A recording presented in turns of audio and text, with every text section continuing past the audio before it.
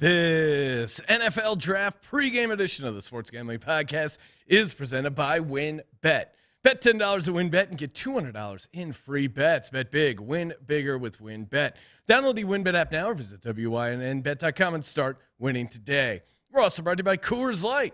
Get mountain cold refreshment delivered straight to your door via Drizzly or Instacart by going to CoorsLight.com/SGP. That's CoorsLight.com/SGP.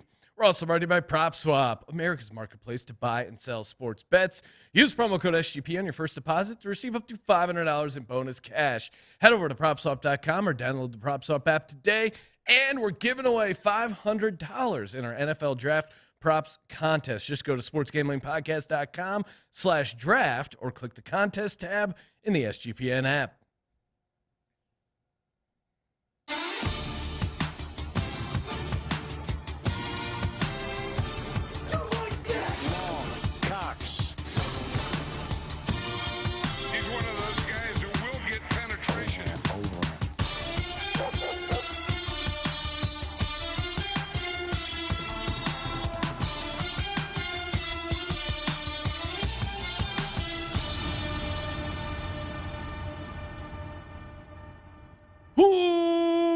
Welcome, everyone, to the Sports Gambling Podcast. I'm Sean, stacking the money green with my partner in picks, Ryan, Real Money Kramer. What's happening, Kramer? Dog. Oh, it's a night to celebrate prospects, to celebrate the NFL. Sean, Vegas is looking sharp. Yes. We walked down to the draft earlier today. Yeah. They closed down Las Vegas Boulevard, which anytime they do that, hello. You know, if they're shutting down the strip, you know it's serious. Nothing like seeing a stroller in the middle of Las Vegas Boulevard. What's it called today? Draft? Or what's the name of the boulevard today? They did rename it Draft Way.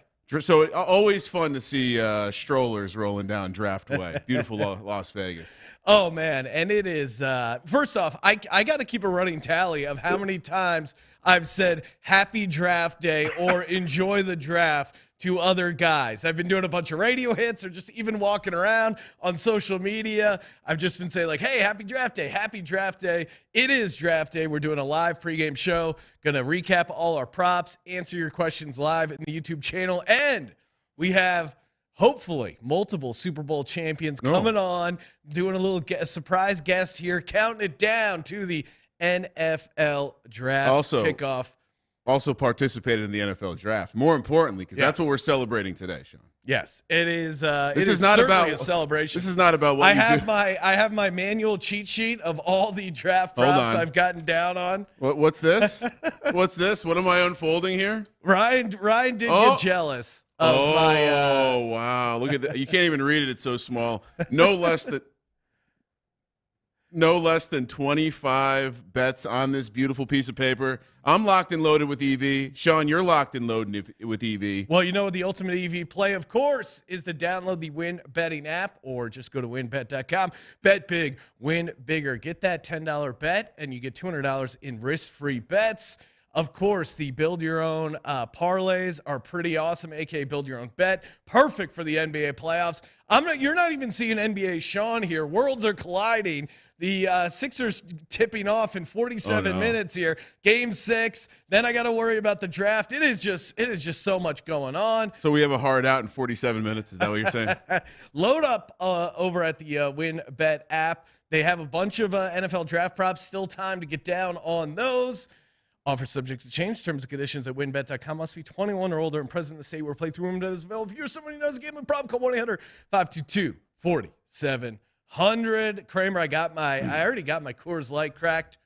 You know, if this was high school, they'd call you a brown nose. I think that's what they Ryan, say. you know, I celebrate Coors Light. I enjoy it responsibly. It really was a dream come true, honestly, that Coors Light sponsored the show. It's like, wait, I'm going to get paid to talk about how much I love Coors Light? Not a problem. It's cold package, cold lager, literally made to chill. If you guys are ordering some beers, and you don't need to run out to the liquor store. Just head over to CoorsLight.com/SGP. Get it delivered via Drizzly or Instacart. CoorsLight.com/SGP. And as always, remember to celebrate responsibly. Coors Brewing Company, Golden, Colorado. Pulling back the curtain. That story has been told multiple times this week. We've been here for, 24 hours? Sean has explained to many people how the Coors partnership is a dream situation. Yes. A lot of people are like, hey, you guys have been doing great work with the Coors thing. I'm like, it's an honor and a privilege to be able to promote Eagles Super Bowl championship, Coors partnership. It's neck and neck. It's neck and neck. And make sure if you're listening to this late, still time to get to the mock draft episode we did last night. That was pretty awesome. YouTube chat is live, ready to go. Again, counting you down to the draft kickoff show. Make sure you check out Chris Long. He's going to be doing a live stream with a draft companion here in the Blue Wire Studios. How mysterious. So make sure you check that out over on Green Light. And if you guys have any draft prop questions, feel free to fire those off. Ryan, we also, like I said, sportsgamblingpodcast.com/draft. Still time to enter. You have about an hour and 45 minutes if you're watching live to get in, get your free picks. $500 to the first place vote. Why don't we just start from, rattling off the win bet card, Ryan, and kind of weighing in on how things have changed from when we first gave things out, where they're looking now. Of course, the number one pick overall, Travon Walker, is now minus 500. Hutchinson plus 250. Almost like someone knows something, Sean. Aquanu at plus 800 to me is still the value play because it's 8-1 for an offensive lineman. For Doug P to go, hey, I want to get an offensive lineman. Maybe he has more say than Trent Baalke. I mean, that is not a shot. That is not an 8-1 scenario in my mind. You're saying maybe the Jags don't have a stable situation. I think why wouldn't you take the lineman? The logical say is, hey, you have Trevor Lawrence. Maybe he's not complete trash, and he's going to be a guy who can progress if you block a little bit. So I like the angle. I don't know if you saw Aquanu's ice that he's rocking. Yeah, walking down the red carpet. But Sean, it was ice cold out there. Cold out here in Vegas. So good to go there. Number 2 pick overall. What are you doing here? I don't like taking Hutchinson at minus 250 if I was betting now. I think we gave out Thibodeaux at plus 300 to be the number 2 pick overall. That's all the way down to minus 140 now over on Wynn Bet. And, of course, we like our long shot, Malik Willis, 25-1 right now for the number 2 pick overall. I think – it's nice to have Thibodeaux in the pocket at 2-1. But the Malik Willis angle, let's just be frank. If Malik Willis goes second – oh, we're painting the town red. We're doing something that involves wasting money. All right, joining us here in studio, 2-time Super Bowl champion, one with the Philadelphia Eagles. Really appreciate coming on, Mr. Chris Long, host of the Green Light Podcast. What's happening, Chris? Dude, it's good to be on, and appreciate you guys taking care of Dr. Fax. Yeah. We always a big fan of Dr. Fax. He's a lifetime member of the D-Gens Only. Yeah, you guys. Now. Hey, Dr. Fax has never met a stranger. So you guys are. He makes fast friends. Oh, especially ones that like to get down on parlays. When I saw his betting strategy of just 12 and 13 leg parlays, I'm like, this guy is right at home, man. I love this guy. It's very entertaining, and it's low risk for him because he bets about $1. Yes, he's a thrifter. I get it. Yeah, he's a thrifter. He's a guy who keeps an eye on $1. I think last time he was talking about what was the product that he some said, shoe maybe. I don't know. There was a really good deal at a thrift store here in Vegas. He comes to Vegas for the thrift stores. Now he's going to be flipping left and right. Stays for the parlays. Over on eBay. Come for the thrifting, stay for the parlays. That's good. So, Chris, of course, it's, you guys are going to be doing a live draft show here in an hour and a half. Should be pretty exciting. I was talking to you. We had a little Coors Light happy hour. I was trying to bend your ear about some pass rushers. The rushers, dude. I think, again, for the Eagles, they love a good defensive lineman. They love a good pass rusher. If the rumors are true that they trade up, maybe to Carolina, unload Andre Dillard, get that 6th pick. If Kayvon Thibodeaux is there, what are your thoughts on him going 6 overall to the Eagles? Sure. I really do. Hey, listen, I know we've heard some things about his personality or what have you. I don't believe that any of us know this kid. Yeah. Unless you're in those rooms, we don't know the kid. And, sometimes you hear so much and it's hard to discern what's information and what's misinformation. I think if you put him in a veteran group, the Eagles defensive line room. Yeah. Guys like Brandon Graham, Fletcher Cox have a chance to learn how to be a pro, which all these kids need to do, including Aiden Hutchinson and all these guys and Trayvon Walker and these guys that we think of as more like polished or, hard workers or whatever. Everybody's got to learn to be a pro. So I think that would be a great place for Kayvon. I'm sure he wants to go 1 or 2 because that's like the competitor in you. But as a guy who went in the top 5, like, man, it's not the worst thing to go play for a better team, especially if they're reaching up to get you. Spot. Because you want to go somewhere where they want you, obviously, and they have a plan in mind. Yeah. You went over number 2 overall in 2008. Yeah, the longs. Yes, Yeah. exactly. Back-to-back longs. Yeah. Now, do you remember what your first move was after they bring you up? You hug the commissioner, you get the hat on, or did you hug? I don't know. Were you a hugger? I hugged him. I'm a hugger. I hug everybody. So that was one of the worst things about the pandemic. I was like, I will be hugging people at some point. So hug Goodell, put on my my hat, with that ugly haircut, no facial hair, the whole thing. Not much has changed. But yeah, like the suit was baggy, the whole thing. Now, one funny story was we were getting ready to sitting in that room where you stare at that phone, like the phone. Everybody just stares at the phone, and all of a sudden it goes off. Everybody's freaking out and looking around, and it's my mom's cell phone.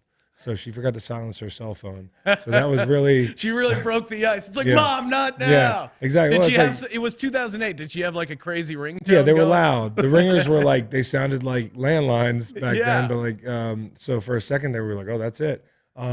They get you off stage, you get ready to go. I don't even remember. It was such a whirlwind. You take pictures and whatnot, but I remember walking to the elevator, and a couple veterans were standing there that played for the Rams. And I just met them for the first time. They were in there for the draft for some reason. They just looked really tough and grumpy, and like we've been. This kid thinks he's and that's Howie Longshot. You think you're a big shot. We're gonna kick your ass. Top 2, top 5 pick, whatever it is. I mean, like nobody's like that, but it's back then the NFL was different, dude. Like I hate to say back then, but the CBA changed everything. So there were a ton of vets on that team. By the time I was 31. Or whatever it was in St. Louis when I got released after getting hurt, I had the closest parking space to the building. In the old NFL, 31 was middle class age. You know what I mean? Yeah. So they got those guys out of there, and I walked into a locker room full of guys like Leroy Glover, who were just not in the mood for rookies. And that was a quick wake up call to me. Was meeting these guys and then being like, "You better get ready to get to work." As soon as I saw their faces, I was like, I already know this team's, it's going to be tough, but these guys are grizzled. Well, and what about the party? Is there like a move? Are you buddies from UVA, high school guys? Like who are you going out with after you get drafted number 2 overall? Yeah, so we got like 15 dudes that we had up, combination of high school buddies, teammates, whatnot. We had a draft party the night before. Actually, Dr. Fax was there. It was a lot of fun. Was he Dr. Fax back then, or we didn't call it? He got the name Dr. Fax post career. Okay. When he started coming on our podcast and spitting facts. Yeah. Just like nonstop, like bangers of takes. Yes. So Fax was there. We had a really nice dinner. We started to get banged up the night before, and my dad was like, "Go home," because like you get in a fight or like somebody steps on your you don't shoe, need anything. You just roll your ankle, nothing. Like you wake up tomorrow, you're gonna have enough money to last the rest of your life. Like you're lucky, like don't mess this up. Anything can happen out there in New York City. Yeah. So I went in, I was like, I'm going to get some sleep. I woke up though, 5:30 in the morning to a bang at the door, and it's a security. And they're like, we found this guy taking a nap in the lobby. Do you know him? And sure enough, it was one of the guys in my party. And so all the guy had to say was, I know Chris Long. I was like, dude, that security guard is not doing his job. Yeah, exactly. Like I could have said that. Yeah, no, you can say, hey, I'm friends with Roger Goodell. So I'm already working at a deficit the night before, and then Saturday though, you're going nuts, and it ain't till like 2 in the morning that you hear what time you have to leave in the morning, and that's like 5:30. Oh, so wow. I can remember scrambling to get in the car, like trying to tie my tie and like button my. So you go right from partying all night to the press conference. Well, I took a 3-hour nap maybe. Okay. Like which is actually we took kind of easy getting home at 2:30 or whatever. It yeah, was. Yeah. Here's the funniest thing. I didn't realize this till a month ago when we were talking this very thing out. St. Louis flew me commercial, bro. I got on like a damn. Did they put you on a Southwest? No. Did they spring for the extra leg room? No, I don't think so. I think I had to get an exit row, dude. Like it was like one of those. No, I think I had first class, but I mean, experience of a lifetime, dude. Yeah. Like, my buddies were laughing. They were like, every time now you see a draft pick introduced, he's getting off a private plane. They just send this big ass plane. It's just a dude sitting there alone, playing Wordle or whatever. Yeah, what are you gonna do? You're just by yourself then. Yeah, and I had to go through like TSA and shit. Like you said, different time. Hey, the different franchise. Yes. They're not even there in St. Louis anymore. And back to Thibodeaux, you see him jet setting all around right now. He's private jet. I'm convinced people don't like him just because he has a podcast. Yes. He has a podcast. That's it. He has a podcast. I know how that feels. He's charismatic. You guys know how that feels. We're basically Kayvon Thibodeaux here. That's why I'm not getting drafted. That's why we're not getting drafted. I'm into today. crypto. People are worried. Is Sean really committed to football? You're probably a guy that does your own deals and stuff. Yes. We gotta lay low right now. Individuals. They don't like individuals though. Well, I mean, look at Calvin Ridley. You got to lay low now. We're in the wrong industry for this. We're not getting drafted. Calvin Ridley. Ryan, I think this is the first time we've had someone in studio on the show that I can personally thank for winning me a ton of money. Not only the 2017 Eagles, which I was riding the entire way, and I think, that in the NFC Championship game, the Vikings drove down. They got that first touchdown. But you pressuring Case Keenum, and I've rewatched the play a million times. I don't know if he actually hit his arm or get in his face, but to create that pick six opportunity, that to me was like, once that happened, I knew the Eagles were winning the Super Bowl. So I want to say thank you personally. Oh, yeah, you're welcome. It was like I got his opposite arm kind of. I got his opposite arm in his chest and then came through on his arm, and he just kind of like floated it, and then P-Rob did all the work. Yeah. No, he took it to the house, and once that happened, that was just – it was electric. Sean was happy.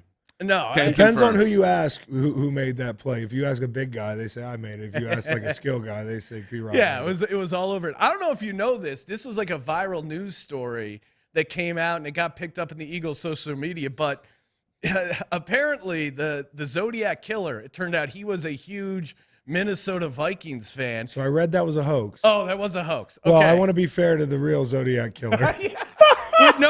No one is here disparaging the Zodiac Killer. Yeah, he wasn't a Vikings fan. There was a story. Yeah, Sean's Viking story got fact checked by Chris Long. All right. Oh, we need Dr. Facts in here. There was a rumor that the Zodiac Killer, the last game. No, I could be fucking wrong. Because usually I get fact checked. So yeah, because I think we talked about that, and I was like, yeah, well, it doesn't surprise me, but. It turned out not to be. Yeah. Well, I mean, he's probably a Dolphins fan.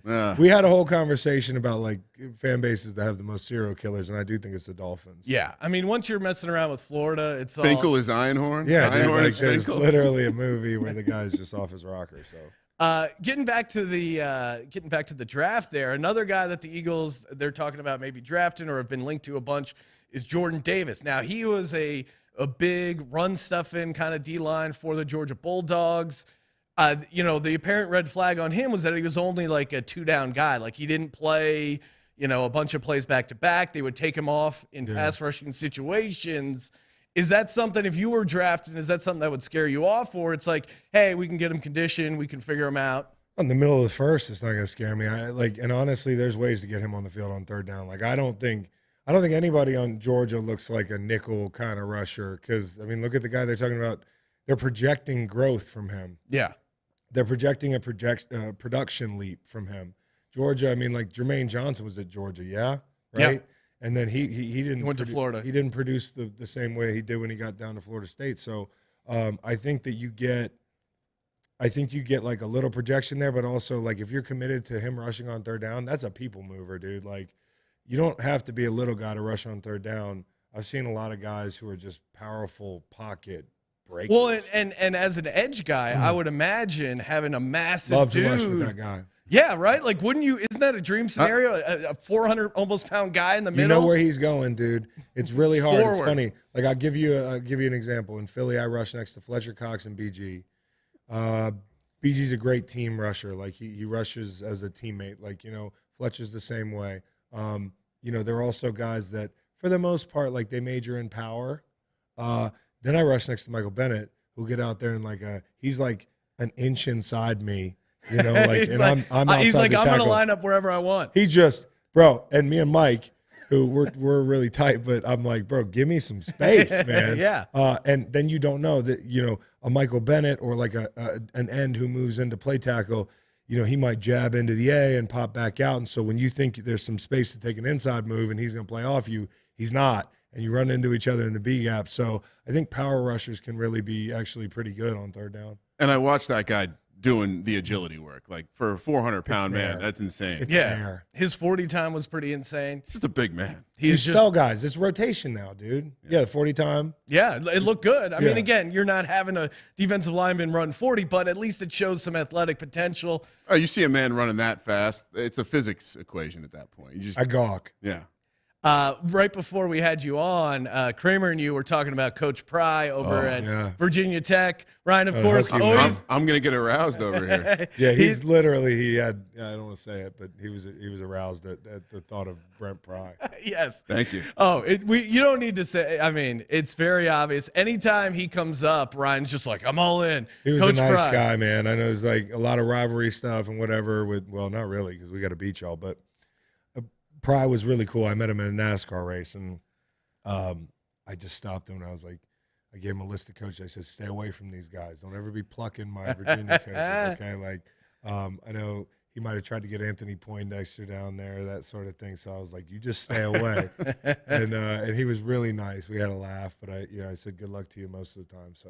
I mean, he's a guy you can have a beer with, and he's also a guy who's taken back the state. So now, let me just get to the segue here. Is Tony Elliott, who I rode in a golf cart with the other day for 3 hours at my golf tournament, and I'm really impressed with him. So, like, no BS guy, has seen winning.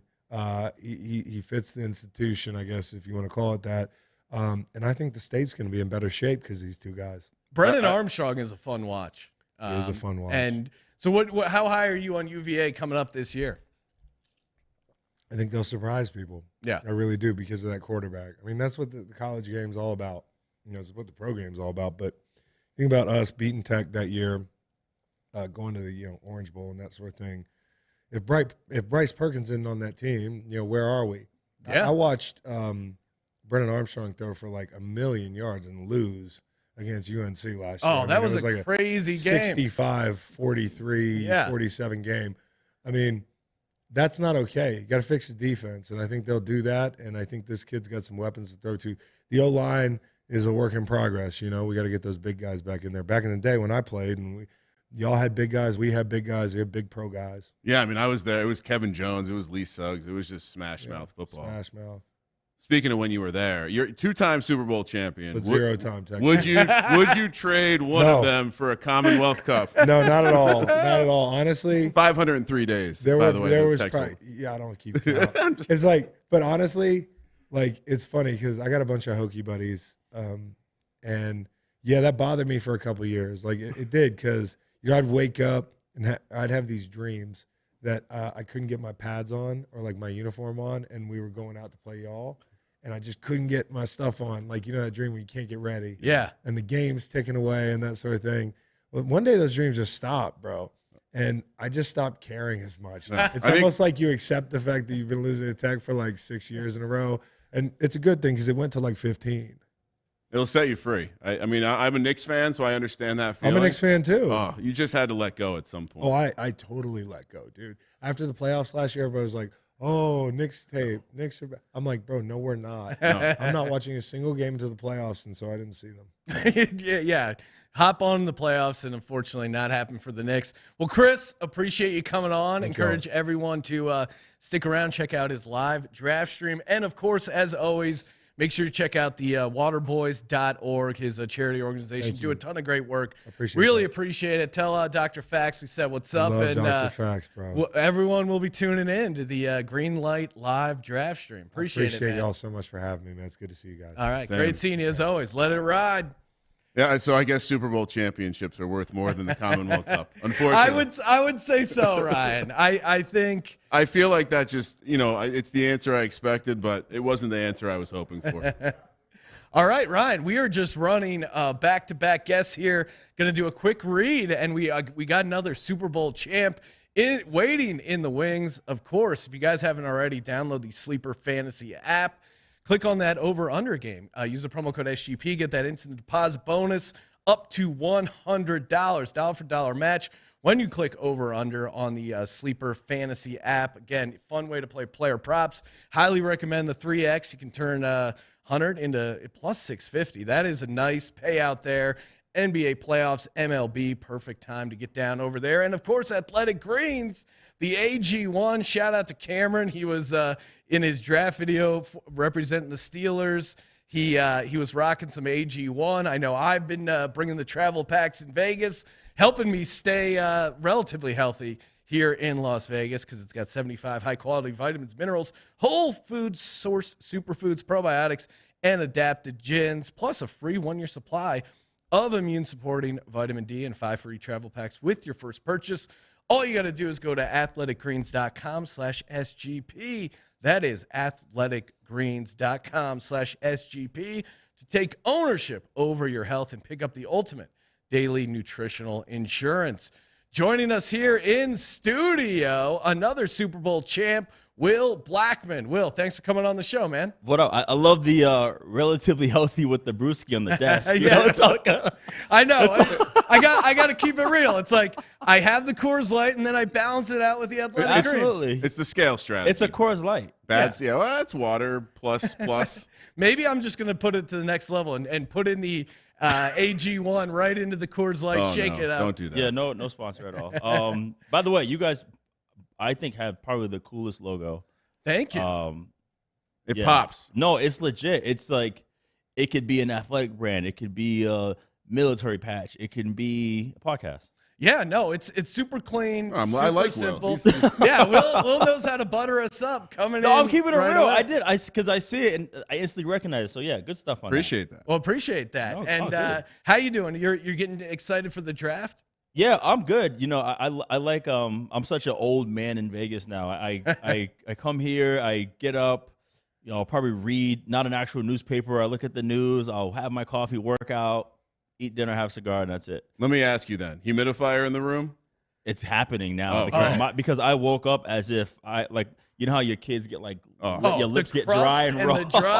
That is a veteran move we picked up. Literally, as soon as I dropped my bag, I'm on to room service. I'm like, send up a humidifier. Yeah, room service actually told me about it. Yeah. He said, if you want one. I was like, because I woke up like Fire Marshal Bill. You know, I was like, damn, dude. It's a key move. It's a key move. I'm excited to be here. I never attended an actual draft, so it's cool to be here around the festivities, man, and it's such an exciting time.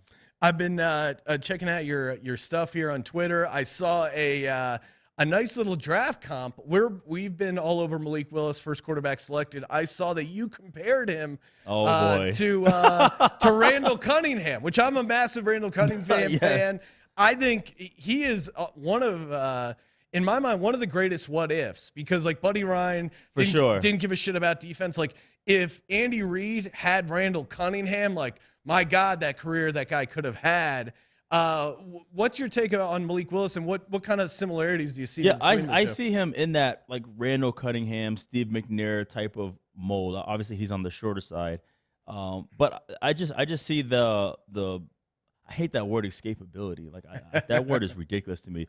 But just him able to move and just be able to stand there and just launch it. Right. Yeah. Those are the things that both McNair and definitely Randall was able to do, especially once he got Randy Moss. Like he just closed his eyes and launched it down the field. I love the comp because you're saying he's a passing quarterback who can escape. Thank you. Yeah, and I think that's the key. Like with the emergence of fantasy and all of these spreadsheet guys running around, everyone is talking about Malik Willis like he's going to be Lamar Jackson or Michael Vick. I'm so glad you said that because I was watching the networks today and everyone kept talking about how strong he is, him running. I'm like, the dude's like he can throw. He can legit throw. Yeah. And those are the things I saw. And if you watch him in college, like that's the other thing. The people that are saying that definitely didn't watch him play in college. Right. It's frustrating because he looks to pass first and he was able to run because he was playing at Liberty, maybe a lower level of comp. And he kind of just took the easy way out. But man, when you hear the way that Hugh Freeze talks about him and how he's like brand new clay. Like he has so much to learn. Right. If I was a franchise, like it's very easy to see why this is the guy who someone's going to talk themselves into trading up for. Yeah, because you can see him, you watch him throw, you watch him run, and you sell yourself on the potential. That's why when these people have these mock drafts and they say the Steelers are going to select him at 20 and there's going to be no quarterback selected ahead of that. That to me seems a little crazy just because, you know, as a GM and a coach, you're talking yourself into like, hey, we need a savior. We need a quarterback who can really. But is there a savior? Yeah. That's the thing. That's why I would not be surprised if no quarterback goes in the first. Wow. Yeah, that would be, I guess I would be somewhat shocked just because I think one of these GMs or coaches will talk themselves into it. To your point. Or maybe somebody upstairs is going to come down to the GM and be like, hey, like, get somebody. You know, that's the hard thing about it. But, and I heard, you know, Russell Wilson's strength, like that kind of, like Russell Wilson can run. Yeah. He never does unless he really needs to. Yeah. Like, I can see like that too. Yeah, where it's like a last resort, or again, like the perfect scenario is running to create better, you know, passing opportunities down the field. No doubt. That's kind of the sweet spot. Again, let's all just hope someone's trading up. They're gonna take Malik Willis. But he better. But Yes. I just hope that the team that does get him, that they have somebody on that staff who can develop him. Like Mitchell Trubisky. Like Coach Mitch, cut it out. So Carolina, leave him alone. Yeah, exactly. I think if you're Malik Willis or a Malik Willis fan, You pull a Eli. yeah, Carolina is not a place you want to end up. Honestly, Steelers with Mike Tomlin, that does feel like it would be a Because that's a winning culture. They get it. No matter he went through everything you can think of as a head coach, and still no losing season. and the bar is set with like the Mason Rudolphs of the world, so he can come in and look like flowers pretty easily. Mike Tomlin's winning game with Duck Hodges. Like this guy is gonna figure it out. Whoever's back there. Dude, his best player checked out and wore a fur coat, and they still won. I mean, Underrated how he contained the Le'Veon Bell, the Antonio Brown, just like everything. He's a masterful the coach. fact that there was no kind of crazy rumblings till the very end, I think again, shows you. Not to get off the train, but we Right. love Tomlin to win Coach of the Year is like 30 or 40 to 1 right now, and that to me, he's a fun long shot, especially with a if they rookie? draft a rookie, get him in there, and he's a guy who could win it. You know, there's two type of coaches that win Coach of the Year. It's like the guy who, you know, they won 4 games last year, they win 10 this year. But Tomlin, I think, could do it if they, you know, get into the playoffs with a rookie quarterback. I think you could make a good case, and probably one of those guys. It's like a lifetime achievement award that they're going to end up tossing him. So I think that's a fun bet. We're big Tomlin guys over here. Now, you talk about winning organizations. You were drafted by the Green Bay Packers in 2006 in the 4th round. Did you have any sort of expectations coming into the draft? Like, hey, I want to go here, or these teams like me? Well, Like, my process was messed up, dude. By the way, what is the line for no quarterbacks going in the first? You find out to me, that'd be great. I'll look it up while we're talking. I like Will. He's already trying to get some bets in. I know, yeah. So I'm crazy. I'm that guy. So yeah, I it was funny because my first 3 years at Boston College, I played corner. Yeah. Then my senior year, I played receiver, and I played a little bit of nickel as well. So going into the whole draft process, it's like, okay, well, what is he? So I go to the Senior Bowl. I go to the Senior Bowl as a corner. Then I go to the Combine as a receiver. And I'm having interviews that are split, you know? So it's kind of like. You had no idea. Now, was this going back and forth? Was this advice on an agent? Was it you just going like, I don't know what position I want to play? Yeah, I'm playing the field. I'm playing the field. Like, I'm like, well, whoever drafts me the highest, then I'll play that position. That's what it looks like. So I had a meeting with the Atlanta Falcons. Like, one of the scouts pulled me in the hallway. He's like, hey, we really like you at receiver. You know, if you're there, you'll probably be there, you know, as a free agent, and we'll get you as an undrafted free agent.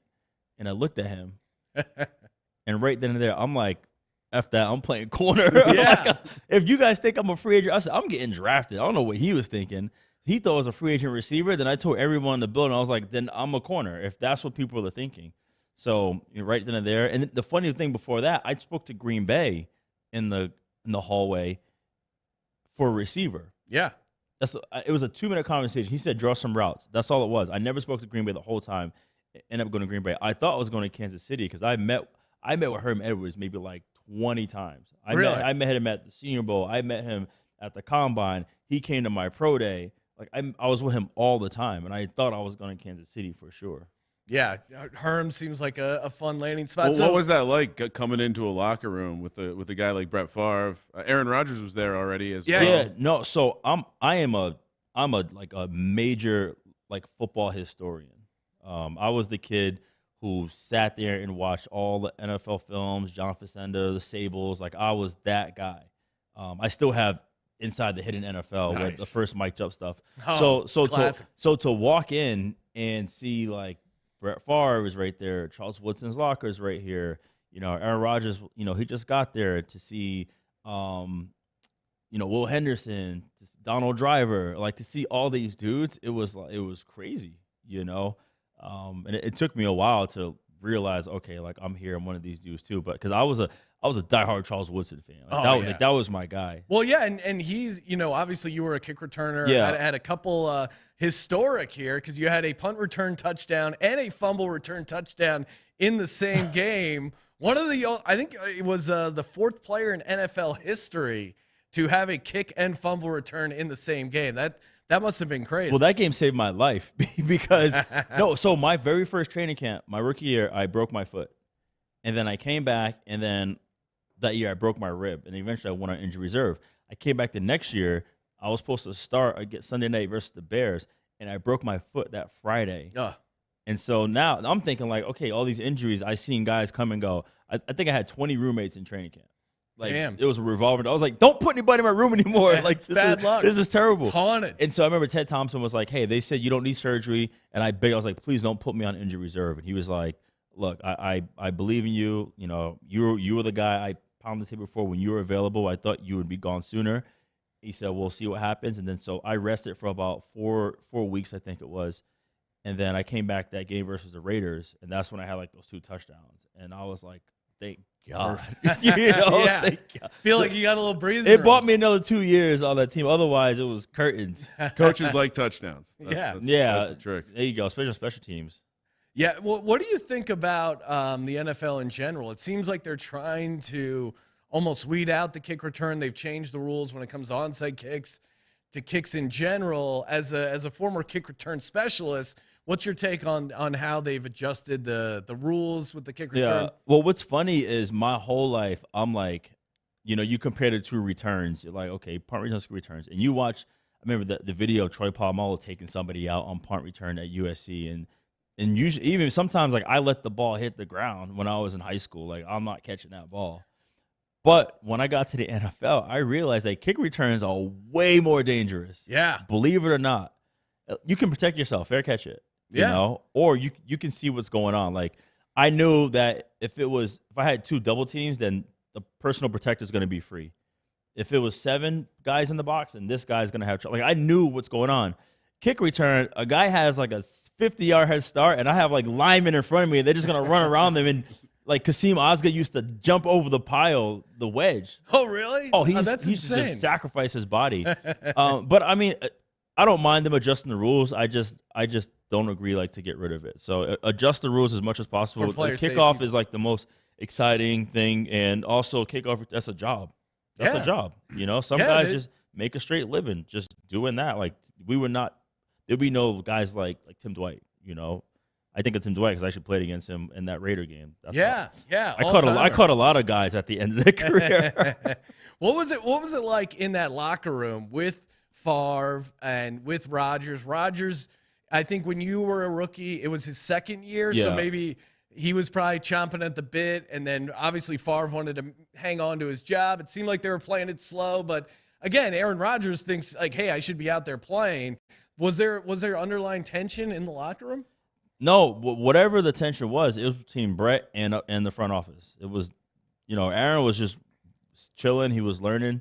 Obviously, he was capable, and that was so funny. It was like going into our games, like we were so prepared because most starters were not better than our backup. Yeah, like it was. If you're playing defense, you're going up against the backups, and the backup you're going against is Aaron Rodgers. Dude, it's live bullets all day long. Oh yeah, so fire comes out. It's like, oh great, we got Rodgers, you know, throwing rockets. And at the time, we also had Matt Flynn, who was pretty good, you know, for a bit.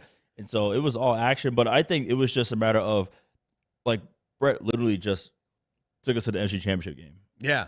So how do you get rid? Yeah, and they're like, all right, it's time to go, bro. Like we're done here. You know, and he's like, I'm still good. Yeah.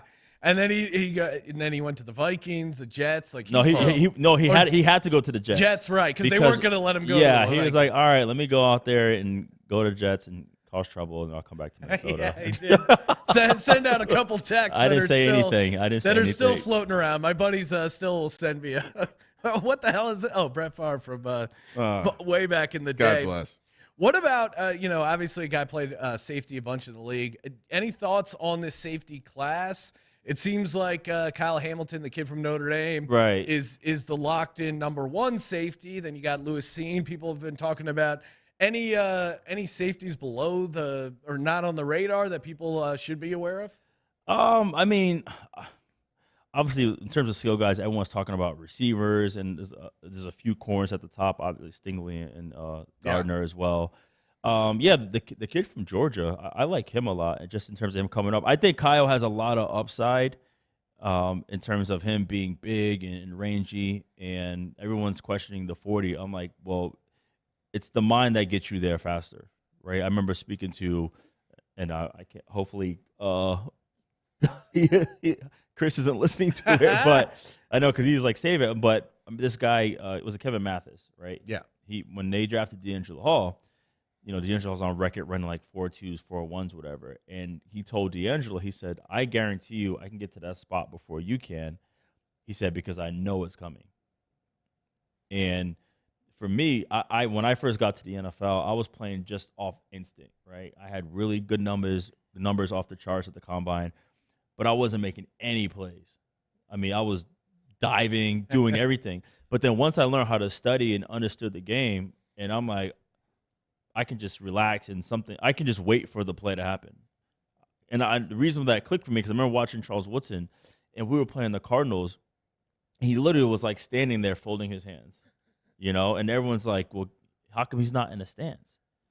And Kurt Warner just stood up and threw it right at Charles's chest. And we're like, he was that far ahead of him. He already knew, yeah. So my point is, if Hamilton can do that, where he can get to the spot before people can, and I think he's shown that too at Notre Dame. Like he had one interception where he came from the far right of the post all the way. There you go, and made that play. So I can't talk about Notre Dame for so long. It's almost like Will must be in the huddle at my youth soccer games when I'm telling the girls we got to think fast so our bodies don't have to. Yes, trust me. Yo, no, listen, I coach first grade track.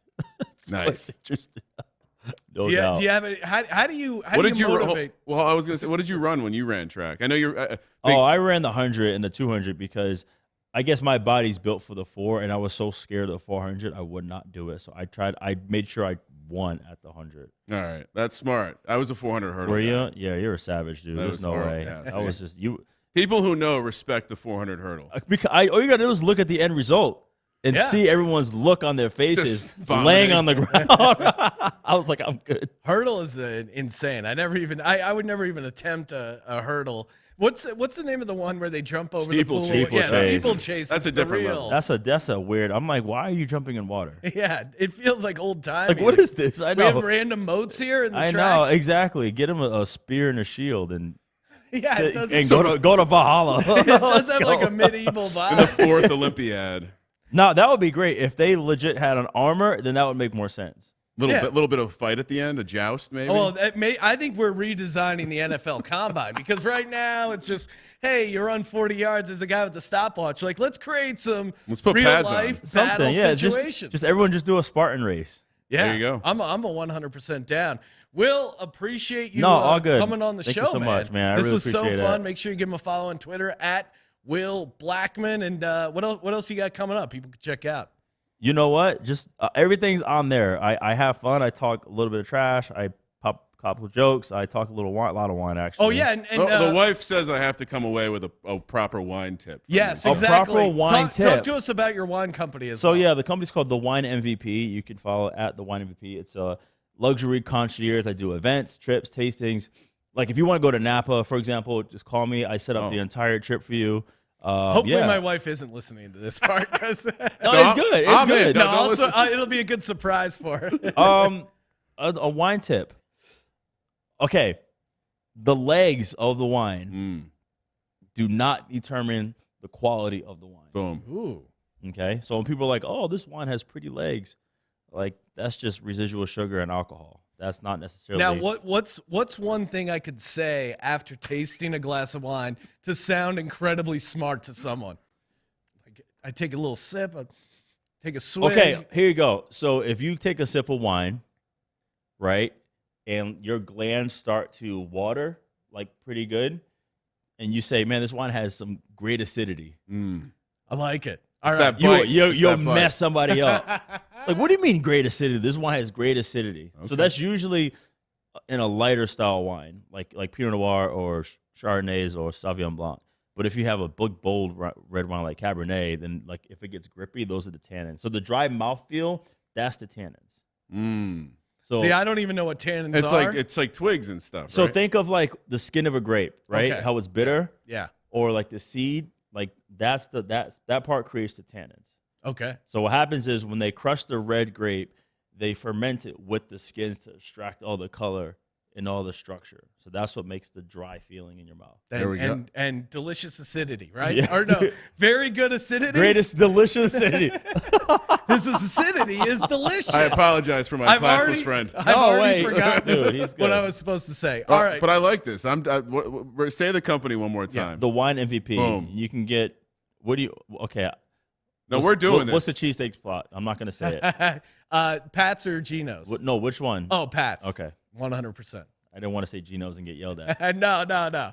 Yeah, Pat's. So and maybe I should come up with that, the cheesesteak MVP, and have a VIP cheesesteak Just experience. know if you go to Pat's, you're going to leave smelling like Pat. Yeah, exactly. That's what I do. That's part of the experience. It is. We played the Eagles one year, and I remember I woke up, and I was like, did I go to the club? No, seriously. I didn't know why my room smelled crazy. Oh, no, I'm just in Philly. Just Shots fired. Well, you can't beat that. Well, he's it got was a neat- great though. It was great, and I no cheese whiz. I got real cheese. Oh, wow. Cla- Okay. Well, come on. He's a classy Yeah, gentleman. you got to go. Provolone fine on something like that. All right, Will, thanks again. Thank you again. Yeah, no Follow doubt. him on Twitter at Will Blackmon. Check out the wine MVP. And yeah, man, best of luck. Great acidity. The great Great acidity. acidity. That's what it is. Not delicious acidity. Great acidity. Great acidity. Great times with Will Blackmon. Great times with Chris Long. Kramer, I feel like we got to do one more pass on the props. Yeah. Read off a list. And shout out IP Vanish, man. If you're looking to make your IP disappear, you got to use IP Vanish. Again, I've been traveling a bunch, using some, like coffee shop Wi-Fi. You need that internet connection locked down, safe, secure, so no hackers can get into it. Your browsing history, you want that safe. You want that secure. You don't know what people, whatever you're doing between you and the internet, that should stay between you and the internet. Again, IP Vanish is the VPN we use for God's Eye. Great for hiding your location. And if you use our link, you can get 70% off their yearly plan. That's right, 70% off and 30-day money-back guarantee. Unlimited devices. Won't slow you down when you're using it. IPVanish.com/SGP. IPVanish.com/SGP. And as always, check out PropSwap.com. Download that PropSwap app. Use that promo code SGP up to a $500 deposit bonus. Getting down, buying, selling futures. So much fun. NBA time, of course. It's a perfect time to shop the futures market as well as NHL playoffs, MLB, even the draft. They really have it all. PropSwap.com, promo code SGP. All right, Kramer. Oh, and shout out to Holland Oates, a great YouTube name, first off. And he's suggesting take a bite of your cheesesteak and proclaim that it has delicious acidity. I think you might get your ass kicked if Pat hears that. You got to let the cheesesteak open up first. You can't. Yes. You can't just pop the it. The cheesesteak unfolds on your palate vertically. That was the other. It grips nicely. Wine tasting. Hey Pat, your cheesesteak grips nicely. All right, so I think we just rattle off what I got on the manual sheet. Obviously, we gave out 32 props on the podcast. That was a lot of fun with Dalton. Start calling it analog, Sean, not manual. Analog. Yeah. You're right. It's not digital. It's analog. That's what I want to say when I see people smoking regular cigarettes. I want to call them analog cigarettes because everyone's vaping these days. Sean, do you remember when we invented the vape? Back when we were trying to develop a wireless hookah. We did not write it down, but we did invent the vape. We will not get credit. All right. We should do it by category. How about that? So, okay. Do you have you want to do first pick by team stuff? Okay, yeah. We I have a shitload. Now there's a rule here in Vegas where it shuts down yesterday at 5:00.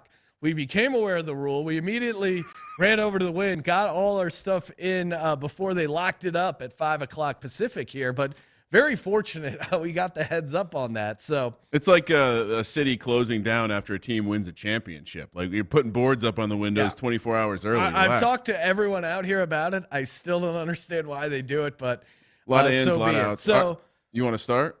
Yeah, this one's a fun long shot, kind of off the news that the Raiders may be trading Darren Waller. Of course, Derek Carr says no, but Raiders' first pick to be a tight end, 40-1. That feels like a very fun long shot because they have no pick in the first round. Once you get in the second round and third round, there's a little smoke coming that they might be looking to come up. Yeah. And continue to reinforce that crazy division there. But I'm with you. I think if you're talking about a long shot, like even if Waller stays, they're picking in the range. And right now their first pick is round 3, 86. So it could be anyone, and maybe there's a tight end who's really good special teams, like. Drafting a tight end in the third round when you have Darren Waller is not a crazy thing at all. 40-1. I love rolling the dice there. I do too. I'm in on that with you, Sean. Yes, you're in on that with me. What else do we got, Kramer? Another one we're in on together. This was mused by the great Dalton. Yeah. Giving out the Rams. First pick will be a kicker or a punter. I think long snappers included in this as well.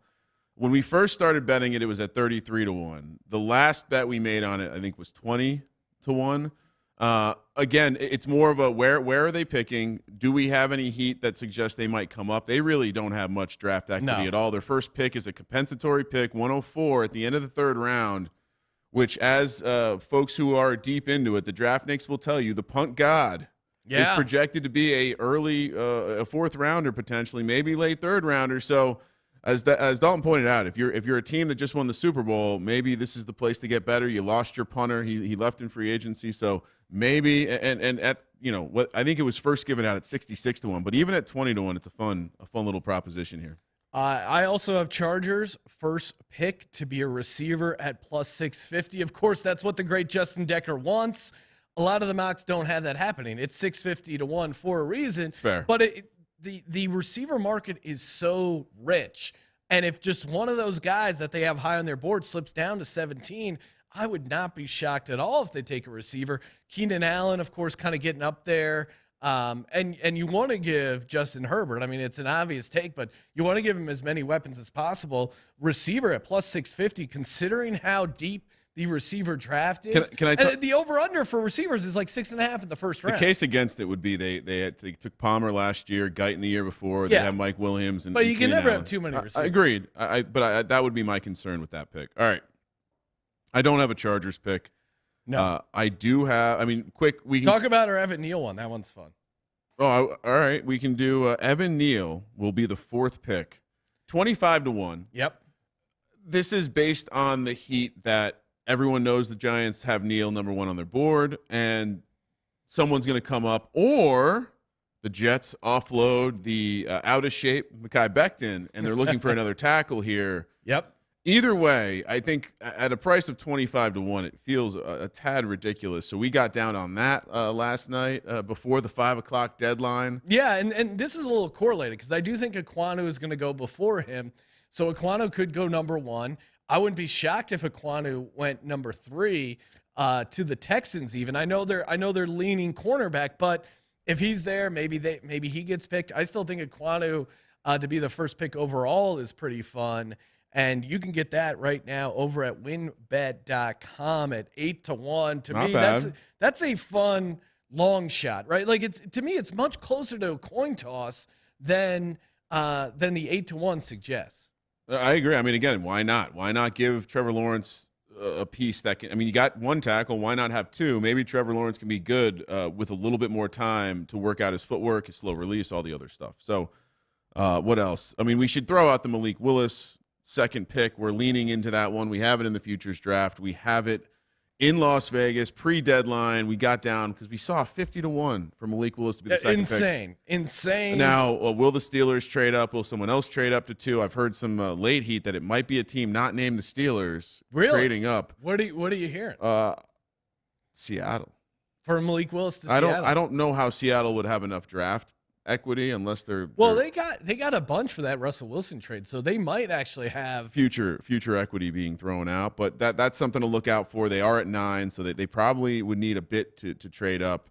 Still Willis to be the first quarterback is still bettable anywhere from -175 to -200. I don't buy the bullshit that he's not going to be the first quarterback. We both grabbed Tibbs. No longer really can you bet this. It was 3-1. I think he's now down to about even money to be the second pick as well. Coming back to the team stuff, Sean, because I think giving out some stuff that is still very bettable. San Francisco to take a wide receiver first at 6-1, or 3-1, or anything. Now walk us through your San Francisco. They trade Debo. They trade Debo. I mean, much like the Vikings.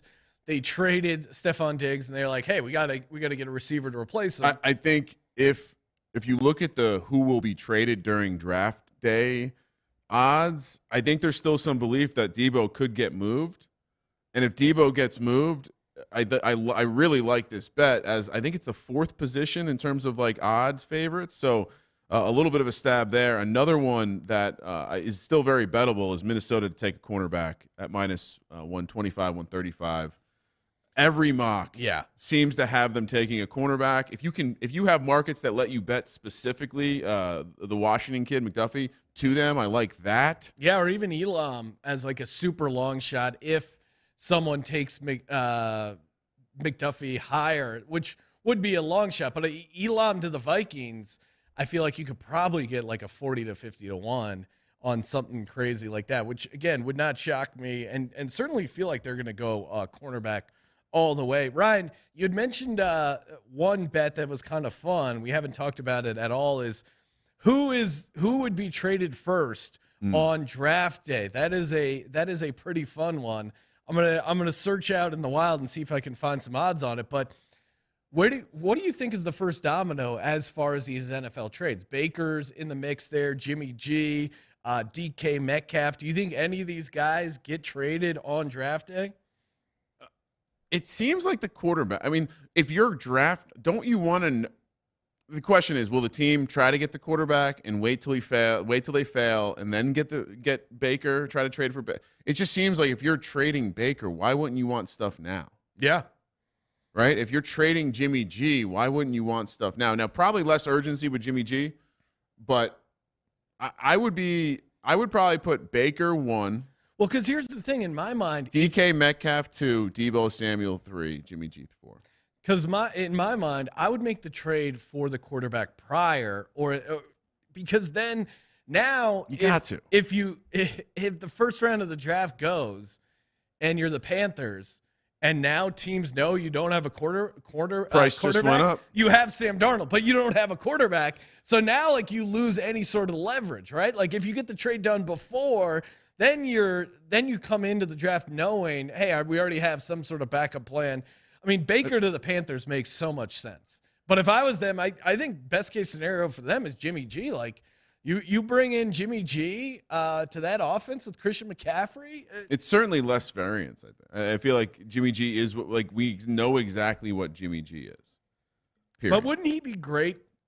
Assuming Christian McCaffrey stays healthy, maybe they replace the turf there. But don't you want a guy like Christian McCaffrey pairing up with Jimmy G, a very kind of reliable guy who just figures out ways to win? He has a bell cow back. He has someone he can throw to the backfield. Like I think we're talking about the Panthers like their roster's loaded, and they have some nice players. But I personally think that you have a Matt Rule. I mean, look, Joe Brady went from the greatest thing since sliced bread, national championship offensive coordinator at LSU, to can't do a goddamn thing in the NFL. And from what I can tell, the reason that we see a lot of heat, a lot of steam around the Panthers taking an O-lineman is because they need an O-line.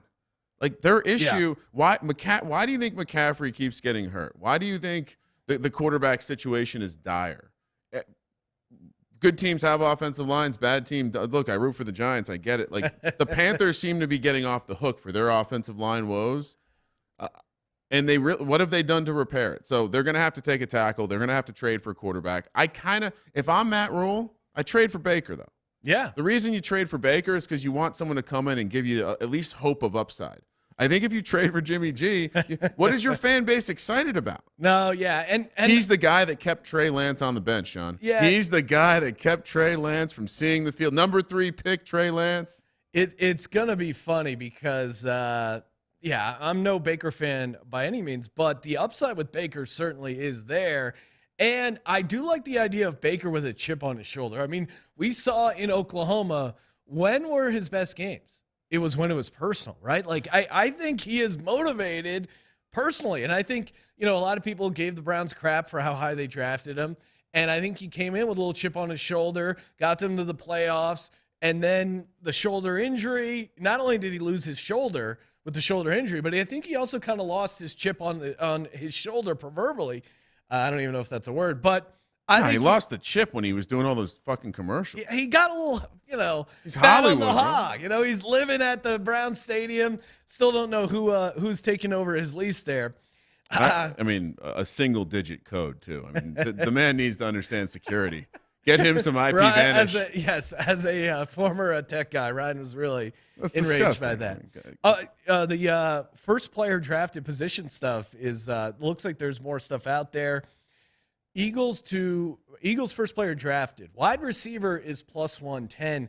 Defensive lineman is plus 275. Again, this is one of those markets, and cornerback is 5-1. I think there's a little juice here on defensive lineman or cornerback, just because I think between those three, the fact that they have 2 picks, the fact that they might trade up if the cornerback Gardner or even maybe Stingley or if Thibodeaux drops. I'll make a bold prediction. Yeah. If the Eagles don't do anything crazy in trade, I think they're going to take Jordan Davis.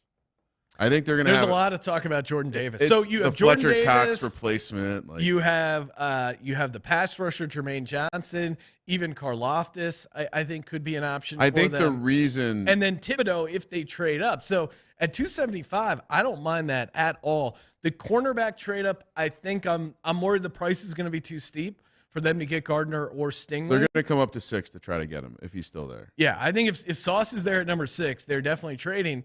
And I guarantee you they're already talking to the Panthers because the Panthers like Andre Dillard. And I love how you're just trying to make this a story. I have been No one likes citing Andre myself. Lillard. Oh, No one likes Andre Lillard. They called last year about trying to trade for him, right? Not even Mike Leach. And no one likes Dillard anymore. Dillard did have some issues with his head coach, Mike Leach. There. So he's not a Leach guy. He's not a guy I'm willing to get behind. All right, Sean, we're talking trades. Yeah. You can still find these out in the wild. Will there be a top 10 trade? Yes, plus odds. Plus 130. Yeah, I mean. Will there be over under 3 trades in the first round? Minus 125. Still like the over on that. Three On is the probably the right number, but I would go over on that. See, I think, again, if we have a top, this is one of those I wish I could parlay, but if we have a top 10 trade, the dominoes are just going to get crazy. We're going to have multiple top 10 trades. And I think to your Eagles, I think part of the reason they're able to get Jordan Davis if they don't trade up is because I think the Ravens like Karlaftis and Jermaine Johnson. And I think they're going to get one of those guys. And I think they're going to be more willing to take that guy than they are Jordan Davis. Yeah. And I think, look, I hate that. Jordan Davis is like a superhero. I don't want the Eagles to draft. Well, and I was a little skeptical again. I remember when they drafted Fletcher Cox. I was reading the weight stuff and whatever, but we just heard Chris Long come in and made a very compelling sales pitch about why Jordan Davis is just going to jack dudes up and move them around left and right. Hell yeah. All right. We're less than an hour away from the NFL Draft Live. If you're listening live, still chance to get in our NFL Draft Props contest. Just go to sportsgamblingpodcast.com/NFL Draft. We will be back on air tomorrow, recapping round 1. Maybe you can find some action for some round 2 stuff we like as well. So I thought we had a day off tomorrow. No days off. I mean, we did a show Sunday night, Monday, Tuesday, Wednesday, Thursday, Friday, Saturday. That's 7 days in a row, Sean. Hashtag no days off. We are bringing a work ethic. We're good on the whiteboard. We are a dream pick. Give us a follow on Twitter at Gambling Podcast. Get in that contest if you're listening live. Still a chance to do that. For the Sports Gambling Podcast, I'm Sean, stacking the money green, and he is Ryan. Just wanted to clean something up from before. 503 days Virginia Tech has held the Commonwealth Cup. Kramer, let it ride.